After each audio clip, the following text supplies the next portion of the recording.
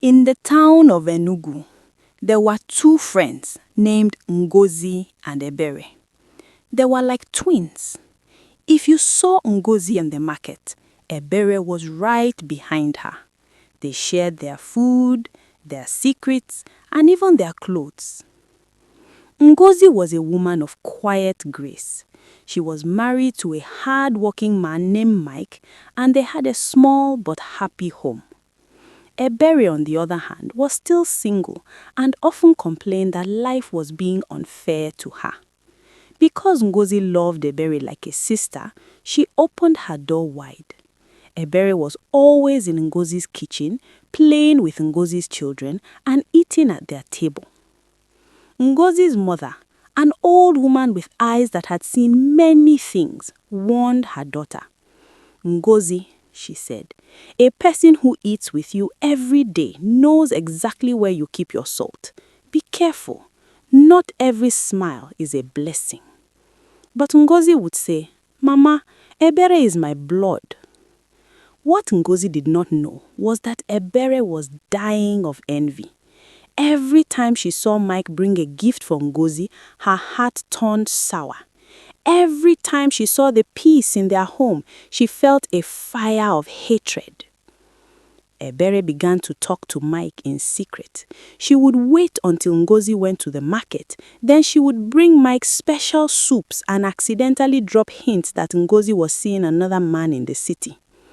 "I am only telling you because I love your family, Mike," Ebere would whisper, looking into his eyes. "Ngozi is my friend, but what she is doing to you is not good. She thinks you are a fool." Slowly, the poison began to work. Mike started coming home late. He stopped eating Ngozi's food. He began to shout at her for no reason. The peace in the house flew out the window.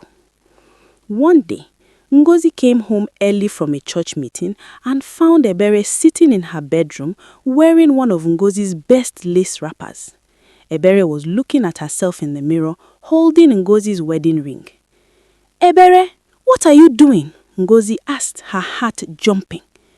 Ebere did not look ashamed. She turned around with a coldly smile. "Ngozi, you have had this life for too long. You are too soft for a man like Mike. He needs a woman who knows the world. He told me last night that he wants you to leave so I can move in." Ngozi felt like the ground was opening. "Mike said that? My Mike?" Just then, Mike walked in. He didn't look at Ngozi. He looked at Ebere and said, "Is the bag packed? I am tired of the lies in this house." He had been so brainwashed by Ebere's lies that he saw his innocent wife as a devil. Ngozi was chased out of her own home. She went back to her mother's hut in the village, crying until her eyes were red. She lost her husband, her home, and her best friend in one day. But her mother did not cry. She took a small clay pot and filled it with water. "Ngozi, sit down. When a person digs a pit for the innocent, they must be the one to fall into it. Let us pray." For 3 months, Ngozi and her mother prayed. Meanwhile, back in the city, Ebere had taken over the house, but the happiness she stole began to rot. Now that she was the wife, she didn't need to pretend anymore. She was lazy, she spent Mike's money on expensive jewelry, and she was even more jealous than before. She started accusing Mike of seeing other women, just as she had lied about Ngozi. The end came during the New Year celebration.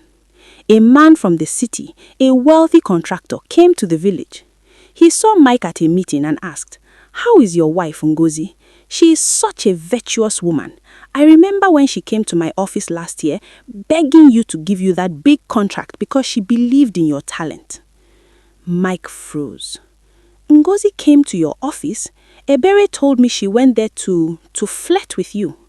The contractor laughed. "Flirt? She didn't even sit down. She brought your drawings and cried until I looked at them.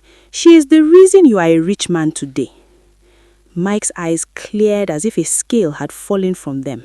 He realized that the friend had told him lies to steal what the wife had built with tears. Mike drove like a madman to the village. He found Ngozi in the garden planting fluted pumpkins. He fell on his knees in the dirt, weeping and begging for forgiveness. Ebere was kicked out of the house that same evening. She tried to go back to her family, but the story of her betrayal had spread like wildfire. Nobody wanted to marry a woman who could steal from her best friend. She became a wanderer, moving from town to town, forever looking over her shoulder. Ngozi returned to her home, but she was a different woman. She was still kind, but she learned that a fence around a garden is not a sign of hate, it is a sign of wisdom.